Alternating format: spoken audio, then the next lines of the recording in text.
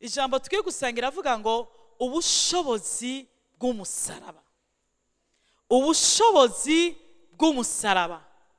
Dusome mu cete ca mbere c'Abikorinto igice ca mbere umurongo wa 18. 1 Corinthiens 1 chapitre 1 verset 18. Mu Kirundi handitswe ngo ijambo ry'umutwe ravuga ngo ubushobozi bw'umusaraba. Ku murongo wa 18. Kuko ijambo ry'umusaraba kubahona ari ubupfu. Ijambo ry'umusaraba kubahona n'ubujuju.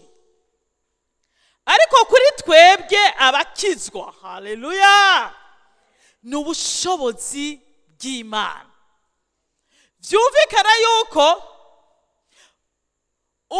ijambo umusaraba rirarengeye igiti gusa c'umusaraba. Ico ushobora kubona ku rusengero, nkuko natwe dufise umusaraba kuri portail na hano winjiye, uretse ko impamvu tushiraho umusaraba ni nayo bendera yacu. Ariko ijambo umusaraba n'ubushobozi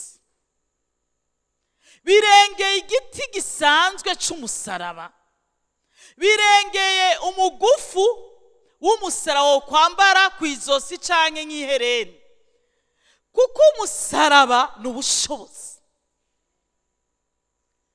Umusaraba wamanikwaho abanyavyaha ba mbere, abo bita abamenja, nibo bamanikwa ku musaraba.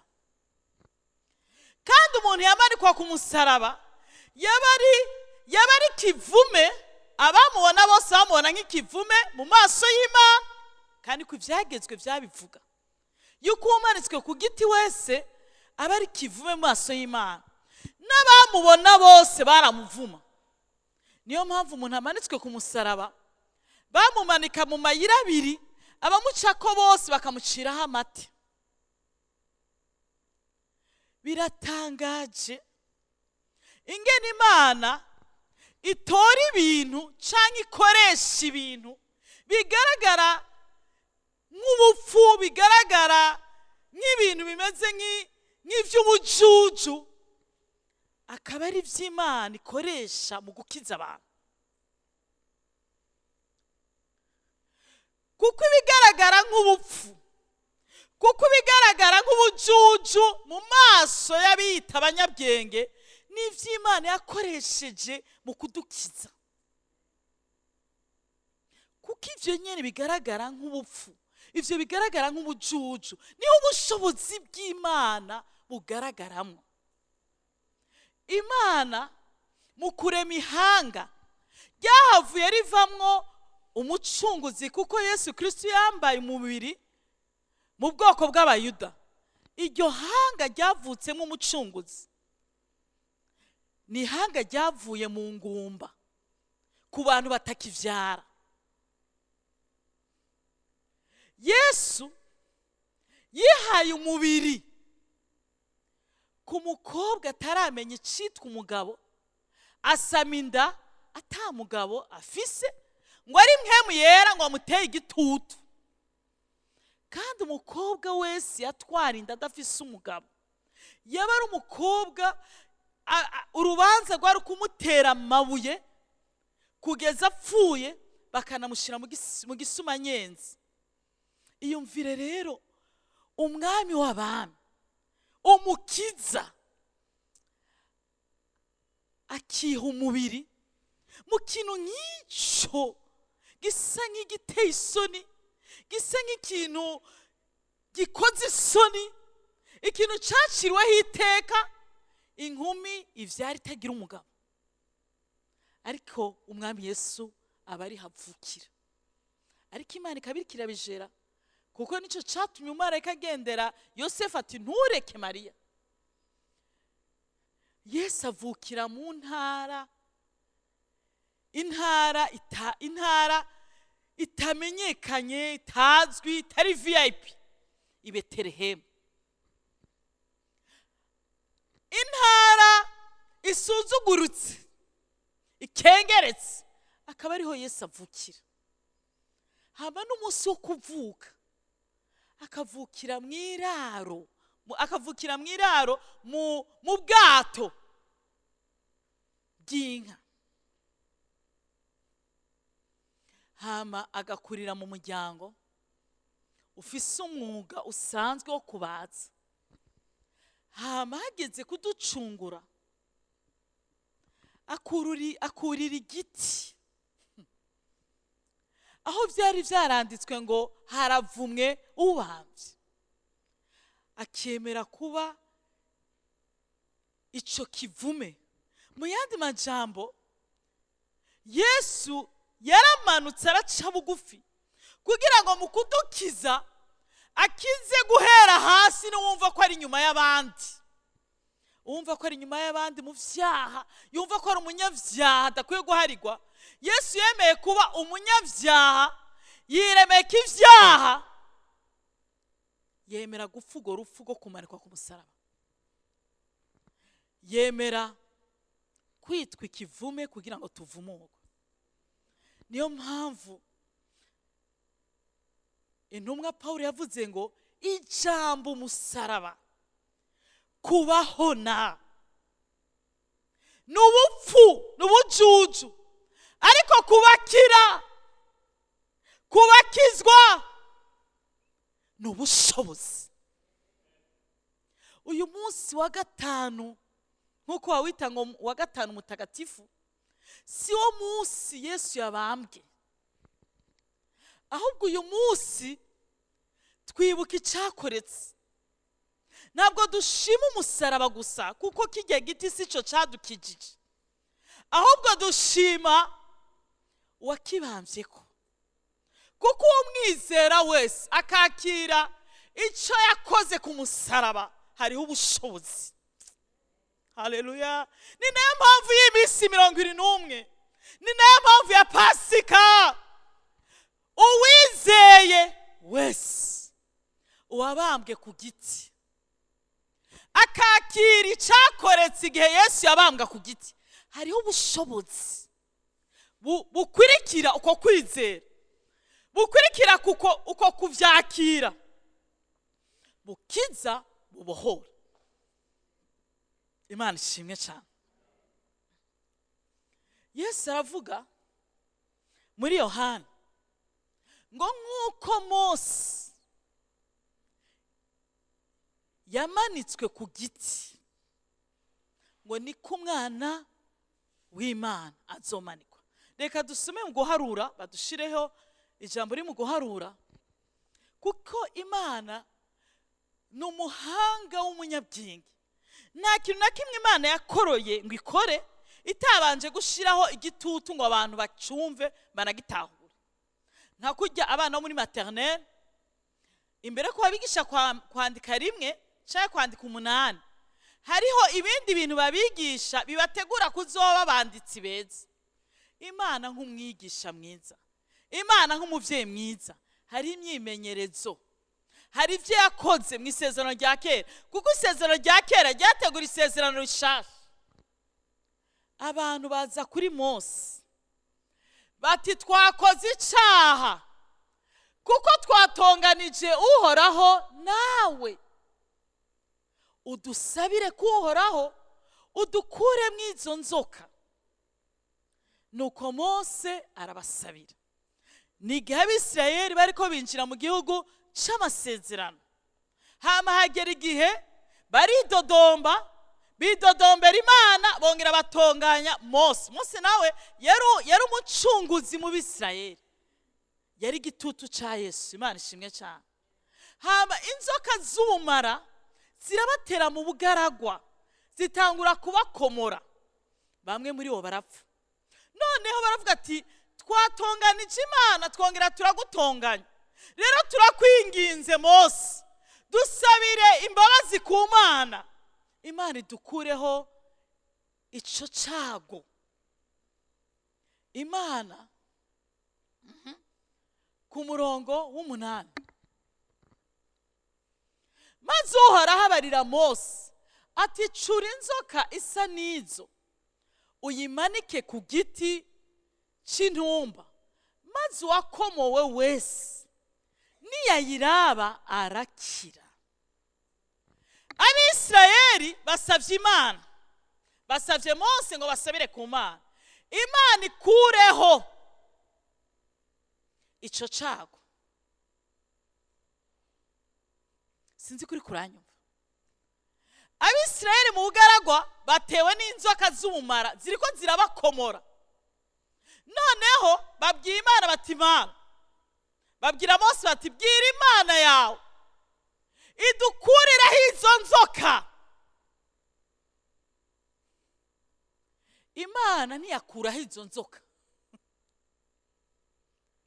ahubwo Imana ikibwira Mose iti nucure mu miringa igishusho c'inzoka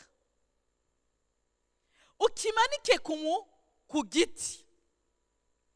Abisirayeli bitegereze ikimanitswe gisa n'icabakomoye, bakibone kitakigira ububasha, bakibone kitagishoboye.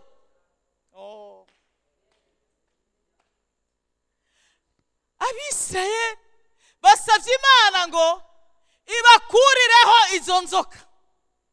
Nkuko wose nguti Imana nkuriraho uyu murozi, nkuriraho iyi ngwara, nkuriraho ababicanyi, nkuriraho ababamenja, nkuriraho inzara, nkuriraho iki cabo. Imana iti si uko ndabigenza, ahubwo Mose nucure mu muringa igisa n'iyo nzoka nyene yabakomoye ukimanike ku giti. Bitegereze ingene ikibi gihanwe, bagihanga amaso ingene kitakigira ububasha, hama banyizigire. Ubumara bw'inzoka zabakomoye bube sans effet. Ubwo nibwo bushobozi bw'umusaraba. Umusaraba si shenete wambara n'ahari nziza y'umusaraba. Umusaraba si hereni y'umusaraba n'ahari nziza. Umusaraba birarenze uriya musaraba mwaciye ko kuri portail, nubwo ari ikimenyetso c'ibendera ryacu. Umusaraba n'ubushobozi, kubahona n'ubupfu n'ibijuju, ariko kuri twebwe abakira, kuri twebwe abarokotse n'ubushobozi, n'ubushobozi bununuza ubumara bwose. Uno munsi womenye ubushobozi bw'umusaraba, ntiwosubira kwirukira mu bapfumu, kuko abapfumu bafise ububasha buri munsi cyane y'ubushobozi bw'umucunguzi.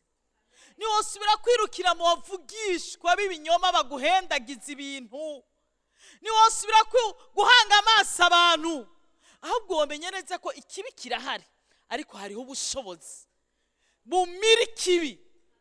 Ikibi kirahari, ariko hari ubushobozi bunetraliza ikibi.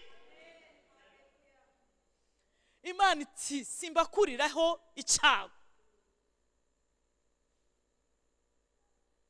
Oya, ahubwo nimucure inzoka muyimanike hejuru. Uko muzoyitegereza, uko muzompanga amaso, munyizigire. Iyo nzoka yari kiravuga ingene Yesu azomanikwa ku musaraba yikoreye ibibi byose. Yesu ntabwo yikoreye ibyaha, ahubwo Yesu yahindutse icyaha. Yesu ntiyikoreye ubusambanyi, ahubwo yahindutse icyaha, kuko yabaye impongano y'ibyaha byose. Yesu ntabwo yikoreye ubwicanyi, ahubwo yahindutse icyaha. Ni nk'uko Imana yokubwira uno mugoroba atumva ingwara irahari, kurogwa n'ivyo barakuroga, n'ivy'ubukene burahari, n'ivy'ibiguhiga birahari, ariko itegereze umusaraba ubone ingene ikibi caneshejwe, kuko Yesu yikoreye ikibi, yikoreye icaha, ahinduka impongano y'ivyaha vyose, yakira imivumo yose, ikibi kiratsindirwa ku musaraba.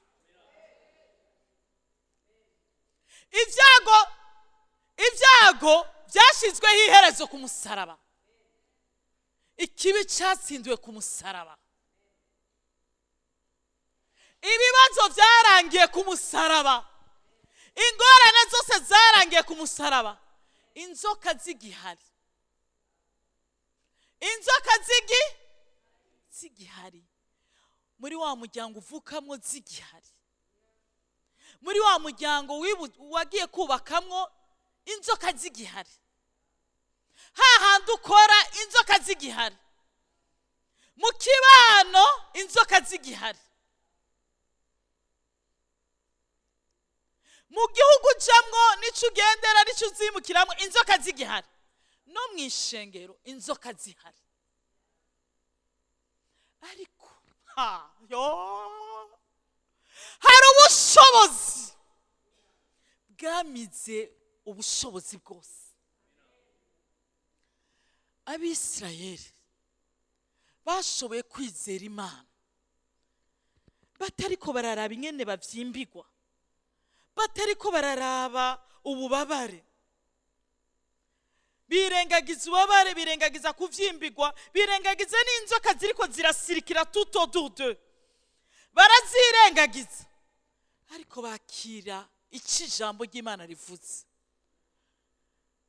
bahanga amaso ico giti, barahanga amaso ingene ikibi gihanwe, kibaye parahize. Uko bagihanga amaso bakabona ingene ikibi gihanwe kandi kibaye parahize, niko ubumara bw'abasanzifi, niko ubumara bwatakaza inguvu canke imbaraga. Ababikoze bose barabayeho. Uyu mugoroba nje kukubwira, urabaho ikibi gihari, nubwo wakomowe urabaho, nubwo aho ugendera hari inzoka urashishikara, nubwo aho ukorera hari ikibi urashishikara, kuko ikibi caratsinzwe. Kandi uko uhanga amaso umucunguzi, niko ikibi kitakigira ubasha.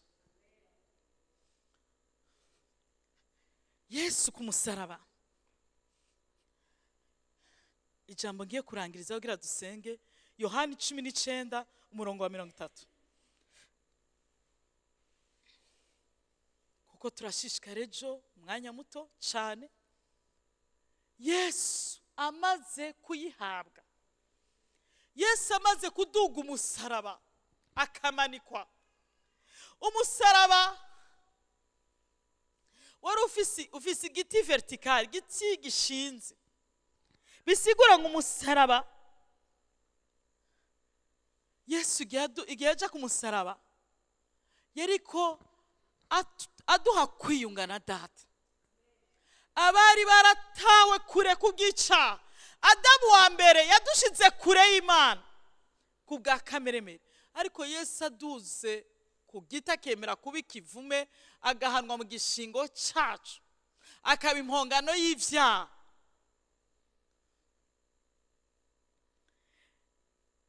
Imana ikamuha umugongo, se akamuha umugongo, Yesu agatakishwa ngo Data, Data, ni igiki kikumpebesheje?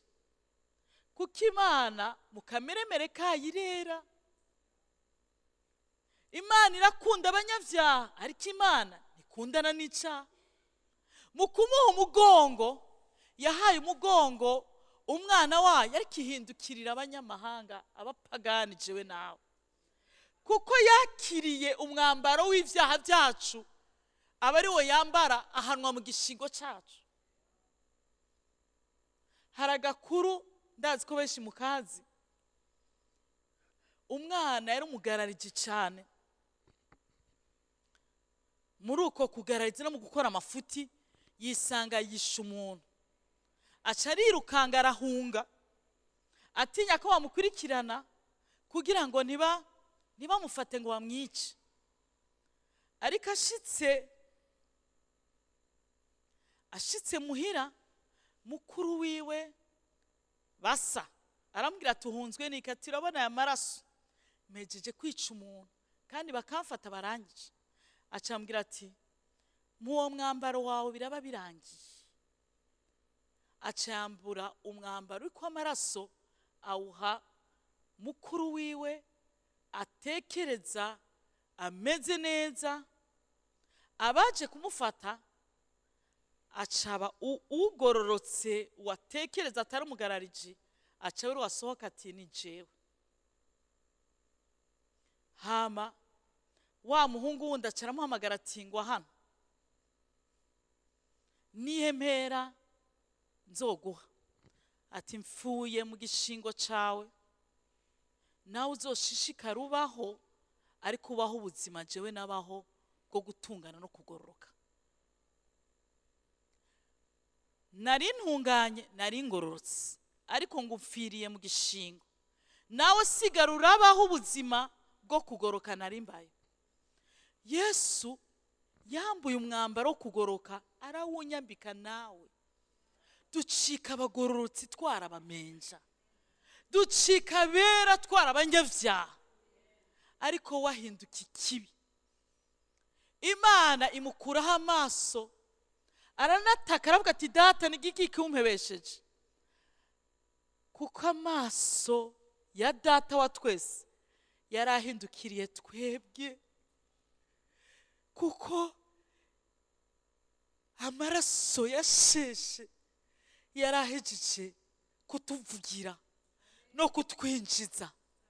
Ducika abagororotsi twambara ukwiye kugoroka.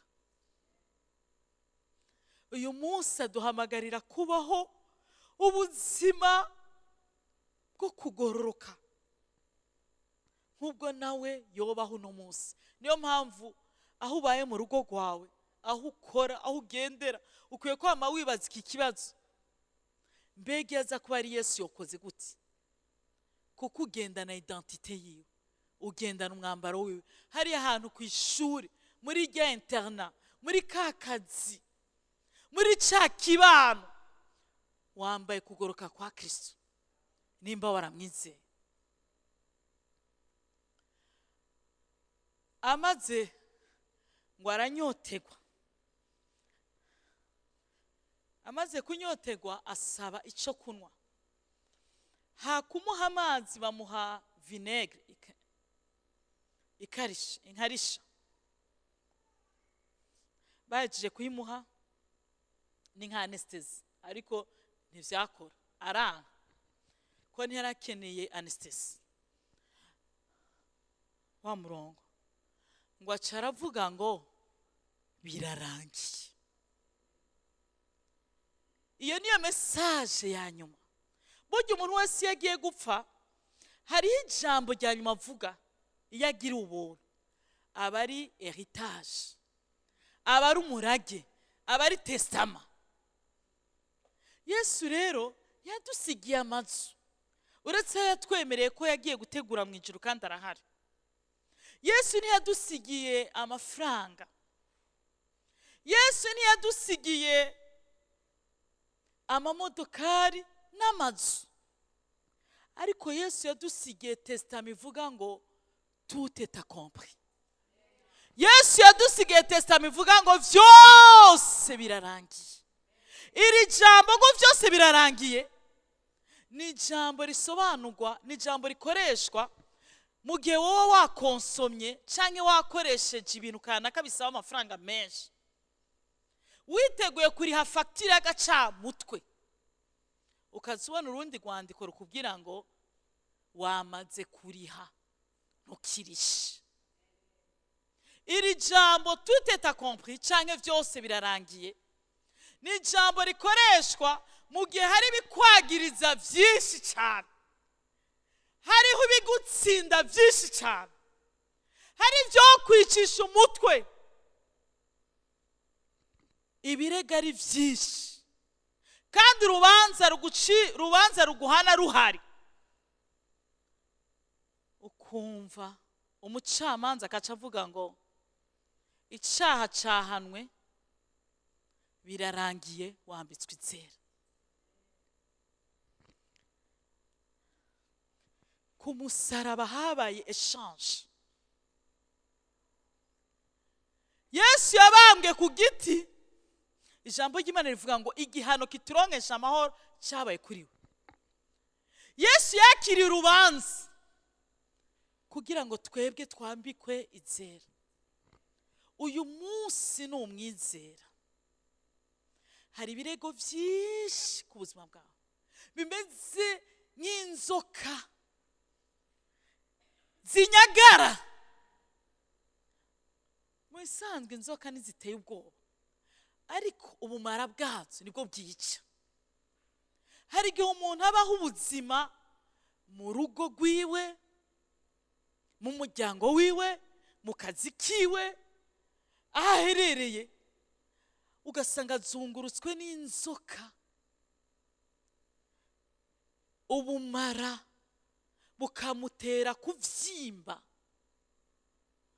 nka kurya umuntu arya ishano agapfa buke buke kugeza ahenutse. Ariko iri jambo birarangiye, bisigura ngo ibirego byose bigukondana, peu importe icyo bifatiyeho cyose,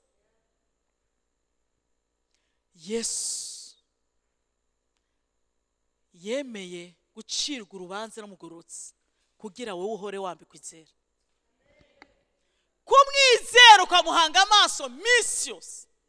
Umunyabyaha kumwizera akakira agakiza atanga, yambikwa izera, adaharuriwe ibyaha.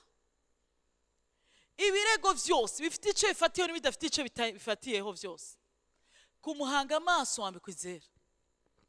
Kigira kabiri, ku musaraba Yesu yikoreye ibyaha byose, atwambika ukwiwe kugororoka. Ku musaraba yahuye n'ubukene bwa mbere, kuko yabuze ivya mbere umuntu yobura, kubura amazi. Burya umuntu yereka kurya akagerageza kubaho iminsi kanaka, ariko kutanwa ntiwobimarana igihe kinini. Womara iminsi 7 utanwa, eka n'8, mugabo biragoye, uca wuma. Yesu yacitse umukene kugira ngo adutungishe. Ku musaraba Yesu yambitswe ubusa, n'impuzu yiwe barayiniganira, bisigura ko yari afite impuzu y'agaciro, kugira ngo twambikwe. Kumwizera uzokwambikwa mu mushaha, uzokwambikwa mu muryango, uzokwambikwa mu kazi, uzokwambikwa. Umwizeye arakwambika. Umwizeye arakwambika gusumba uko diplome ikwambika. Umwizeye arakwambika gusumba uko abakomeye bakwambika. Umwizeye arakwambika. Yesu yabaye intabwa kugira ngo twebwe twakigwe, twemegwe.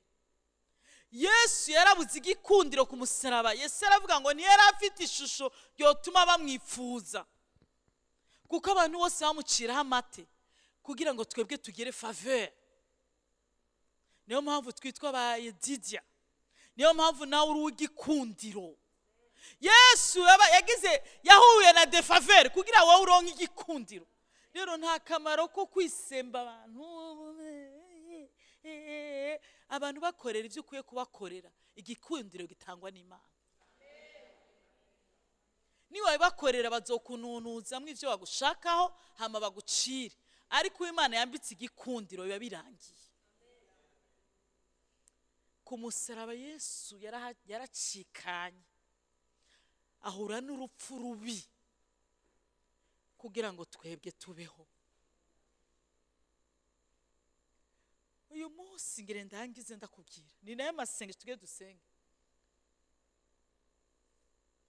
umugabo yitwa Pawulo yaciye mwihamwa mu vyakozwe n'umwa 78 yaciye mwihamwa kubw'ubutumwa bwiza avugira umwami ariko arangiza iminsi we ya nyuma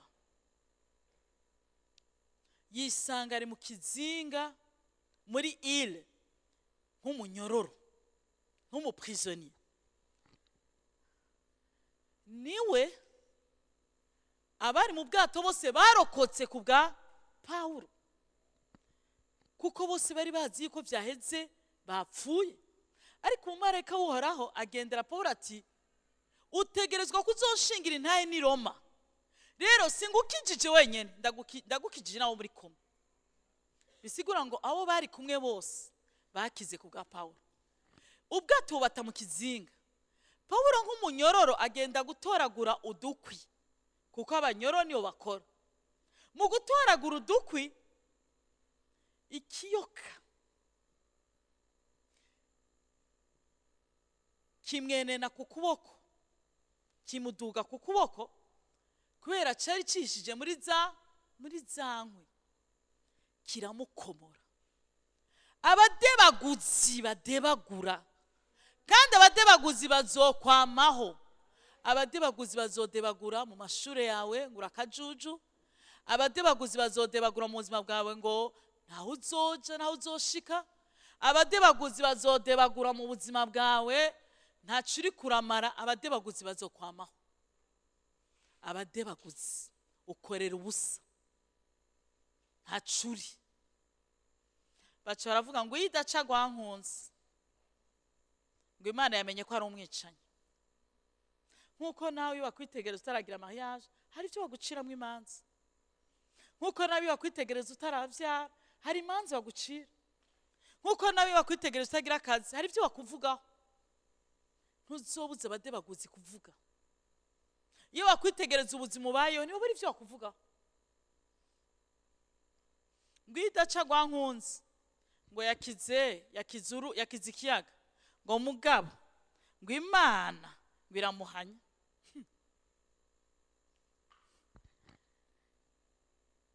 urazi inzoka imukomoye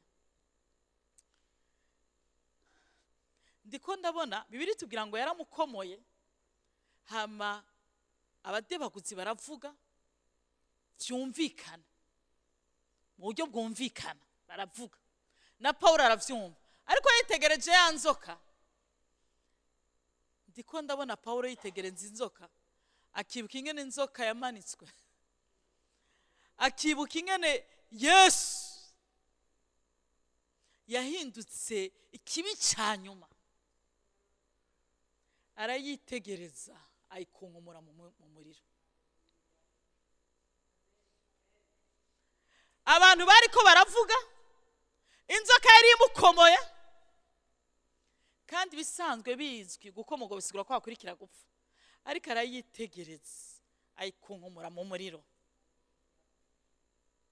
icompa ibigukomora vyose icompa ivyo uri kurumva ukabita ku gicaniro nk'ivyo tugiye gukora ukabisuka mu masengesho erega bararindira ko vyimbigwa bararindira barahebura kubera iki erega burya iki kwica nicuba wahaye intebe y'ingoma uzicwa nico wahaye ikibanza mu buzima bwawe nimba utinya kugwara Yobu yavuze ngo ico natinya nico cambayiko ico utinya bisigura ngo nico usenga kuko biri tubwira ngo dutinye Imana yonyene mwubaha abantu bose mwonohe abaganza mubonohe bene data mubakunde ariko nimushika ku Mana muyitinye ariko utinya shobuja hakumwubaha utinya ubukene ugatinya ingwara ico utinya ubugisenzi kandi umumara burakuduga muri wewe bukakumara ibyo byose bikubite mu gicaniro. Pawulo abikubita ku gicaniro, yaje kubikubita ku gicaniro ngo bararindira ko vyimbirwa barabura baca baravuga ngo finalement ari Imana. Rero ndakunda ingene abantu bakunda guhindura imvugo. Niyo mpamvu buriya jewe nta mwanya mfise wo kudiringa n'abantu. Ntuzobuza abantu kuvuga, kandi biragoye kubuza abantu kumva ivyo ukwiye. Abantu baravuga kandi ugasanga bavyumvise, ariko ntuzofata umwanya udiringa n'abantu, uzofata umwanya udiringa n'Imana yawe. Kandi bikorera he? Kugi niho utazovyimbirwa, niho umara butazokudugamwo. Mu kurangiza hari agakuru nasomye.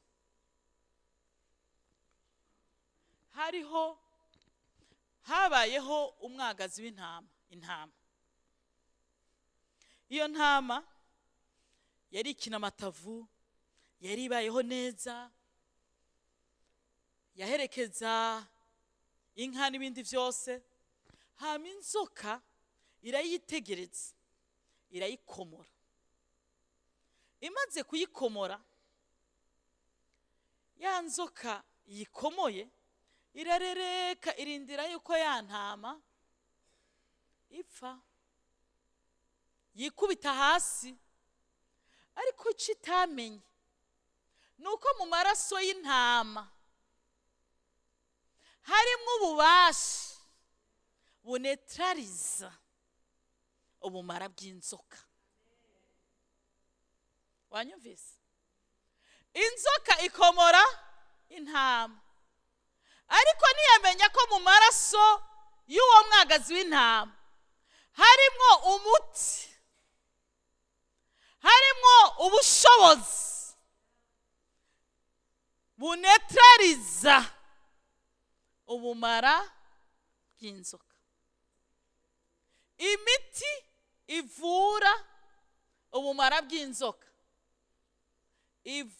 ivura ubumara bw'inzoka kubakomowe, iva mu maraso y'intama, y'imyagazi y'intama. Hamwe karanyumva.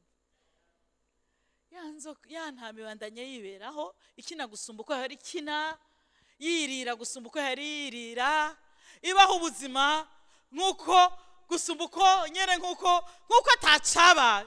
Ya nzoka ikayitegereza, inzigo kuko yari izi kubona ko yari irindire ko ya ntama ici igwa bukumbi. Inzigo nayo intama ikomeza kuba, kuko mu maraso yayo hatemba umuti ukiza bakomowe.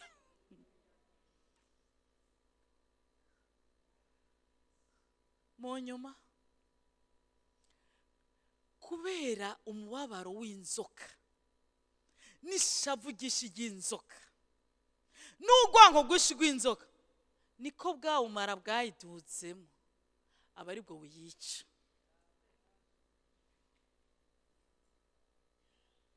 Iyakomoye niyo yapfuye, iyakomowe iraba. Uyu munsi